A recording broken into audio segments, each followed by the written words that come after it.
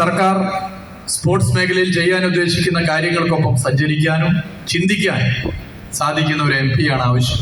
ആ നിലയിൽ കോഴിക്കോടിൻ്റെ സ്പോർട്സ് വികാസത്തിന് സാധ്യമാകുന്ന പദ്ധതികൾ കേന്ദ്രത്തിൽ നിന്ന് വാങ്ങി നമുക്കിവിടെ നടപ്പിലാക്കാൻ സംസ്ഥാന സർക്കാരിൻ്റെയും കേന്ദ്രത്തിൻ്റെയും യോജിച്ച ഇടപെടൽ കൂടി ഉണ്ടാകുന്ന നിലയിലേക്ക് നമുക്കിതിനെ മാറ്റി തീർക്കണം.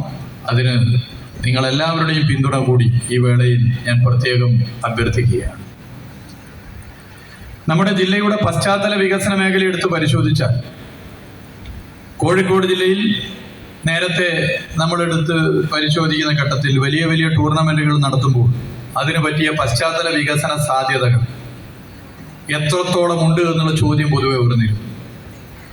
എന്നാൽ കഴിഞ്ഞ 7.5 വർഷക്കാലം കോഴിക്കോട്ടെ നഗരത്തിലെ റോഡുകളുടെ വികാസം എടുത്ത് പരിശോധിച്ചാൽ ആ റോഡുകളെ മികവുറ്റ റോഡുകളാക്കി മാറ്റാൻ സർക്കാരിന് സാധിച്ചു. ഇതിലെന്ത് തെരഞ്ഞെടുപ്പ് സമയത്ത് പറയേണ്ടതെന്ന് അറിയുന്നവരല്ലേ നമ്മളൊക്കെ, പെരുമാറ്റച്ചട്ടമൊക്കെ പാലിച്ചു പോകുന്നവരല്ലേ. പക്ഷേ ഇക്കാര്യങ്ങൾ എവിടെയും ഞങ്ങൾക്ക് പറയാവുന്ന കാര്യങ്ങളാണ്. ഇനിയും പറയാലോ.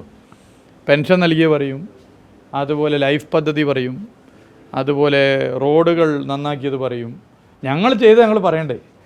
അത് പറയുന്നതിന് ഭയപ്പെട്ടിട്ട് എന്താ കാര്യം?